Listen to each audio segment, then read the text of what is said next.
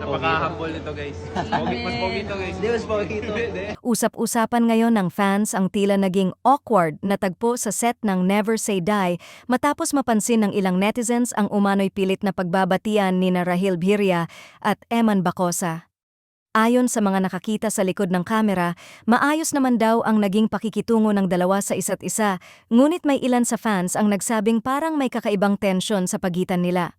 Nagsimula ang espekulasyon matapos kumalat ang ilang kuha sa set kung saan nagkita ang dalawang lalaki. Bagamat nagbatian naman umano sila, may mga fans na nagsabing tila plastikan lang daw ang dating nito. Para sa ilang netizens, mukhang pilit ang kanilang pakikipag-usap at hindi ganoon ka-relaxed ang kanilang body language. Isa sa mga dahilan kung bakit lalong uminit ang usapan ay dahil sa mga lumang issue na inuungkat muli ng fans. Matatandaan na naibalita kamakailan na si Eman Bacosa ay napapabalitang nanliligaw kay Jillian Ward. Dahil dito may mga fans na agad nagdugtong-dugtong ng kwento nang maalala nila na dati ring naiuugnay si Rahil Bhiria kay Jillian at sinasabing matagal umano itong may paghanga sa aktres. Dahil sa ganitong mga lumang usapin, may mga tagahanga na nagsasabing posibleng nagkaroon ng kaunting ilangan sa pagitan ng dalawang lalaki. Mukhang may awkward moment talaga, parang may konting tensyon. Komento ng isang netizen. May ilan pa ngang nagsabi na tila nag-iingat lamang ang dalawa sa kanilang kilos dahil alam nilang maraming mata ang nakamasid sa set.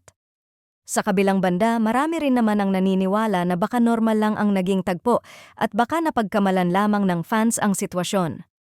Para sa kanila, posibleng abala lamang ang lahat sa trabaho kaya naging maiksi o formal ang kanilang pagbabatian. May ilang supporters din ang nagsabing hindi dapat palakihin ang issue dahil trabaho lamang ang kanilang pinupuntahan sa set ng Never Say Die. Professional lang siguro sila, trabaho muna bago personal na bagay, saad pa ng isang fan. Gayunpaman, hindi pa rin mapigilan ng mga netizens na pag-usapan ang dynamics ng tatlong personalidad, lalo na't parehong naiuugnay kina Jillian, sina Rahil at Eman sa iba't ibang pagkakataon.